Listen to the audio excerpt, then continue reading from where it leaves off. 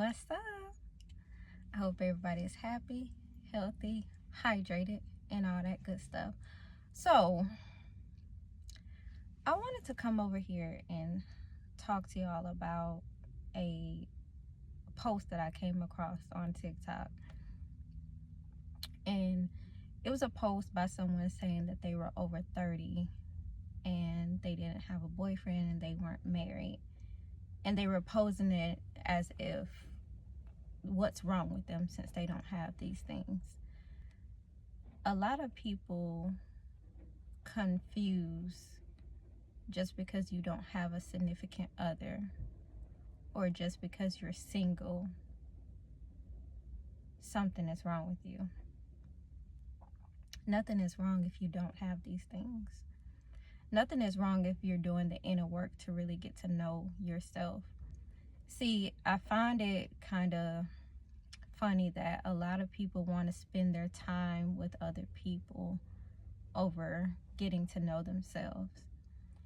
And what I come to realize in my 30s, because I'm 32, is that what you require in your 20s is going to be different from in your 30s.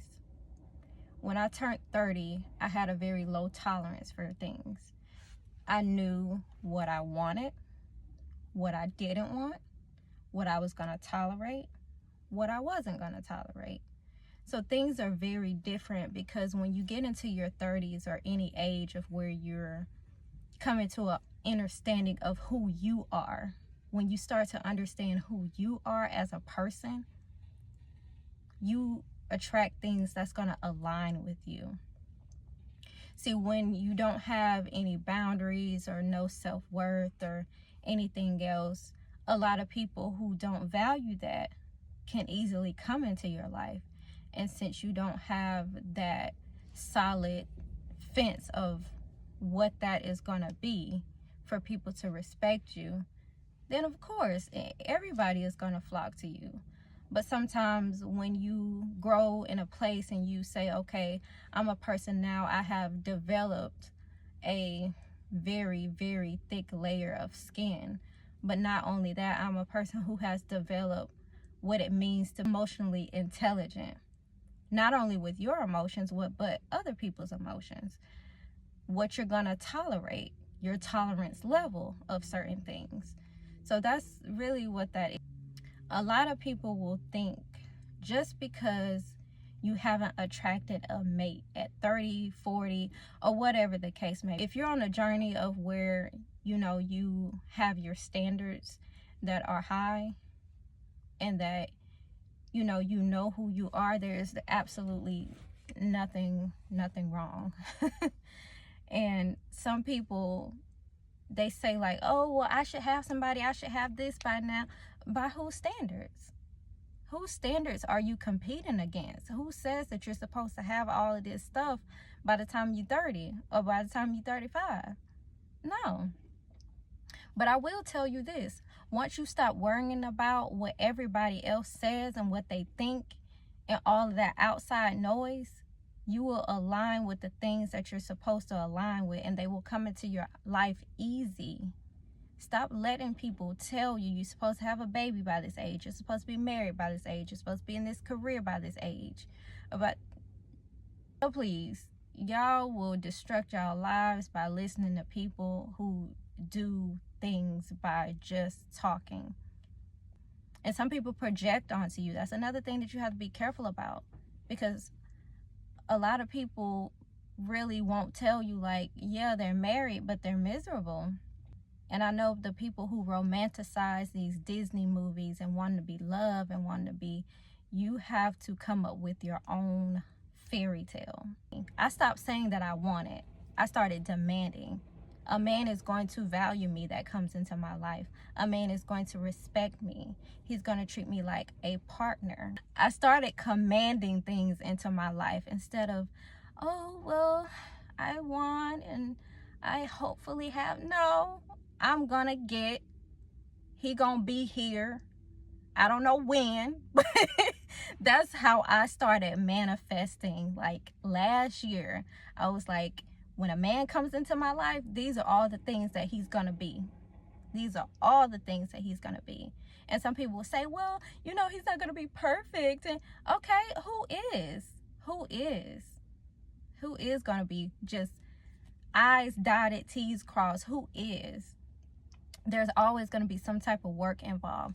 But that's the thing that I said earlier. You have to decide what you want to tolerate.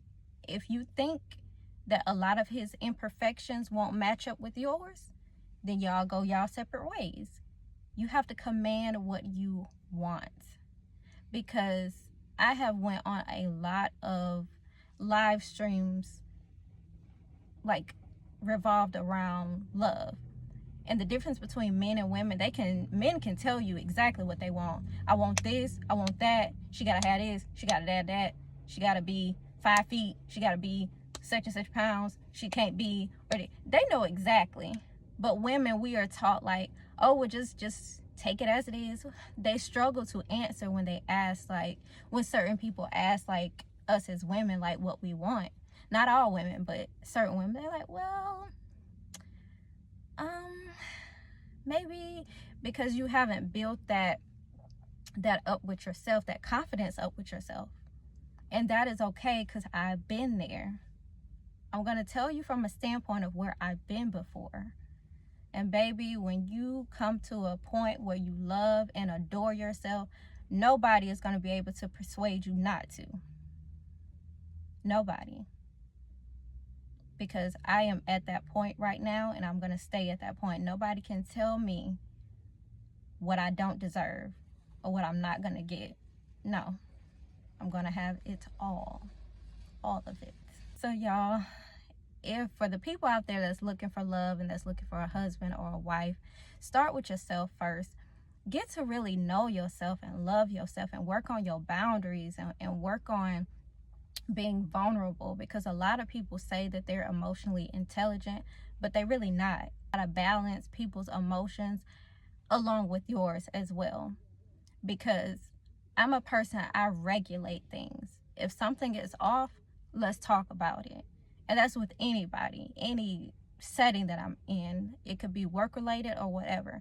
I'm a person like, I don't like misunderstandings. Let's get to the bottom of this. If we're at a place where we can't talk about it right now, let's select a date where we can talk about this. And that's where a lot of people go wrong. Some people like to just avoid things, and then that's where resentment comes up. That's where you start to harbor feelings. Ain't nobody got time for that. Come on. Let's make a sandwich and talk about this real quick. What's going on? For the people that's out there looking for love, it starts with yourself first. And if you're not sure how to love yourself, let me give you a few tips. Affirmations. Not only just saying them, believing them. Baths.